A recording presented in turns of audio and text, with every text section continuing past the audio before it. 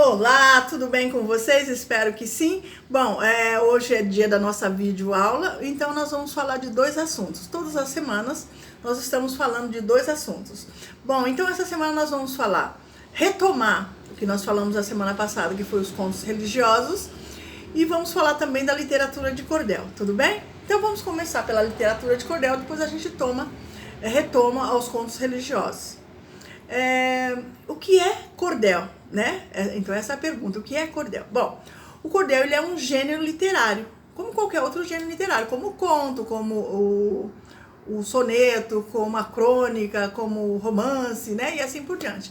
E todo gênero literário, ele tem uma forma, né? Vamos dizer, o soneto, para ser soneto, ele precisa ter dois quartetos e dois tercetos. O que é isso, Cleuda, né? Ele tem que ter 4 linhas, depois mais 4 linhas, depois mais 3 linhas, depois mais 3 linhas. Para ser haikai, ele precisa ter 5, 7, 5. Tá, 5 sílabas poéticas, 7 sílabas poéticas e 5 sílabas poéticas. Então essa é a regra do haikai. Então, e assim vai, né? Então todo gênero literário ele tem a sua regra, e no cordel não é diferente. Então, hoje nós vamos falar um pouquinho do cordel em sextilha, né? Porque o cordel ele é escrito em sextilha, septilha e décima. Mas a maioria dos poetas, acho que 90% dos poetas, eu principalmente, né, escrevo mais em sextilha. Então a gente vai falar da sextilha. Então o que é para ser considerado cordel? Cleusa, para ser considerado cordel ele tem que ter xilogravura. Não, xilogravura eu falo que a xilogravura é uma namorada do cordel, né? São duas artes completamente diferentes, né? A xilogravura ela vem da China, né? Uma arte super antiga. E um dia ela encontrou o cordel, namoraram e ficaram andando junto, né? Então, às vezes as pessoas olham e falam, olha, isso aqui não é cordel porque não tem xilogravura. Isso não é verdade, gente. Para ser cordel, não precisa ser pendurado no barbante, não precisa ser livretinho, né? O que classifica o cordel é a forma da escrita, né? Então, falando em sextilha, ele precisa ter 3 rimas, ele precisa ter 6 versos e 7 sílabas poéticas, né? Então, isso sim, aí você fala, tá, então aqui é cordel. Tem gente que só rima e fala, olha, eu fiz um cordel. Mas só rimar também não é um cordel, porque ele tem que seguir essas 7 sílabas poéticas, né? Igual, minha terra tem palmeira, onde canta o sabiá, né?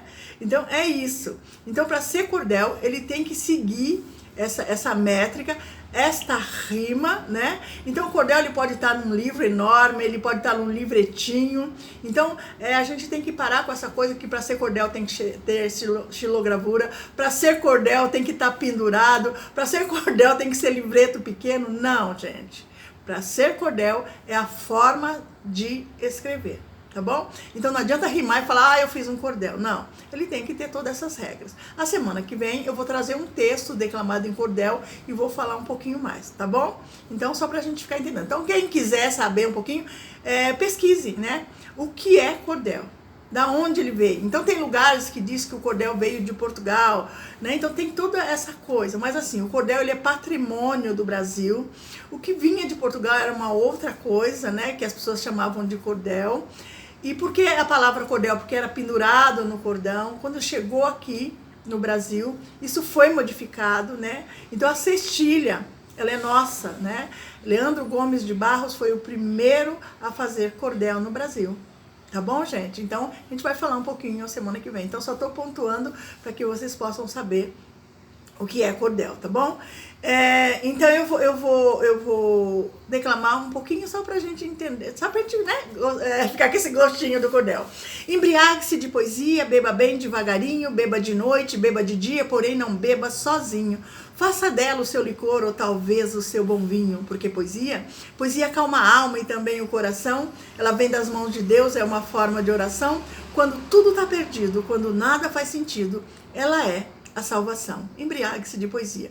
Então, por que a Cleusa trouxe o cordel? Porque você pode ser um contador de histórias em cordel, né? Então, é isso que a gente vai falar um pouquinho mais a semana que vem. Bom, vamos ao nosso segundo assunto, que são os contos religiosos. A semana passada eu falei dos contos religiosos e hoje eu trouxe uma pessoa mostrando. Então, toda semana eu tô fazendo assim, eu entro no grupo, quem quer fazer um trabalho comigo? Aquele que responde primeiro vai fazer. Então, foi a Cidinha A Cida Rezende, na verdade, ela respondeu o que queria, e foi legal, porque ela já gosta de contos religiosos, e nós fizemos um trabalho, né? Então, como foi esse trabalho? Eu liguei para a Cidinha e falei: Cida, que conto você gostaria de contar, conto religioso? Aí ela falou: olha, eu gostaria de contar o primeiro milagre de Jesus. Bom, aí ela me mandou um áudio sobre o primeiro milagre de Jesus, eu ouvi, eu já conhecia, mas foi legal ouvir também dela, né? E aí eu vi e fui pontuando. Então eu falei: bom, então tudo que eu for falar aqui agora, gente, não é uma ordem, não existe uma verdade absoluta, se tratando de arte, né? Se vocês leem um dia Humberto Eco, ele vai dizer isso: tudo é arte. Então na arte a gente não erra, a gente faz uma coisa diferente, e na vida também, né? Às vezes eu lembro muito do Thomas Edison, né? Que ele dizia, que falaram para ele: olha, para você inventar, você errou 100 vezes. Ele disse: não, eu fiz 100 coisas diferentes para chegar naquilo que eu queria, né? Que era a lâmpada, né?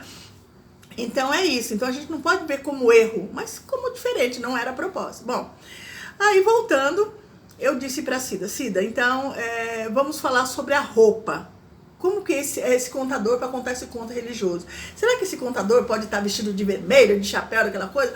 Não sei, até pode, né? Mas eu acho que vamos alinhar isso. Então, qual foi o meu alinhamento? Eu queria uma parede clara, esse cenário nosso, quando nós estamos falando de gravação, né? Eu queria uma parede clara e que tivesse um símbolo. Nós íamos trabalhar com signos, né? Então, nós tínhamos que ter um símbolo ali. E ela tinha a pomba do Espírito Santo, que foi bem legal, né? Então ali poderia ser a pomba do Espírito Santo, ali poderia ser um rosário, ali poderia ser uma foto da Bíblia, então qualquer coisa. Então nesse nosso cenário, que seria isso que está atrás do contador, né? Teria que ser essa coisa bem clean, né? Que só lembrasse religião. Não podia ser um altar, aquela coisa, não. Então aí depois nós fomos para a roupa, né? Então, como seria essa roupa? Seria toda de preto, toda de branco? Como seria isso? E aí eu resolvi que a gente colocaria floral.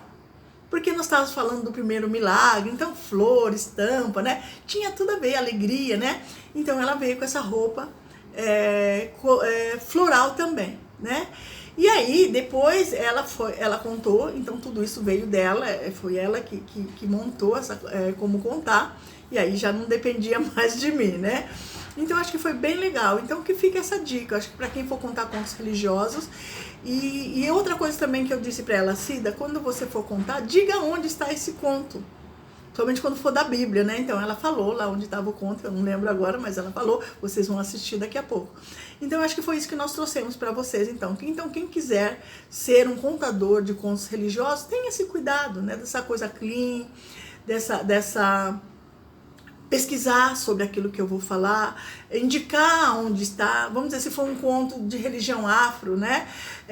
Diga onde você encontrou esse conto, quem contou para você, que livro que está, se não tiver livro, olha, eu vi de fulano de tal, né? Então é muito bacana a gente indicar a fonte, né? Para ficar bem verdadeiro. Bom, então acho que é isso. A seguir nós temos o conto, a Cidinha contando o primeiro milagre de Jesus, para que vocês possam ver, vendo isso que eu falei, essa roupa floral, essa parede só com um símbolo, né?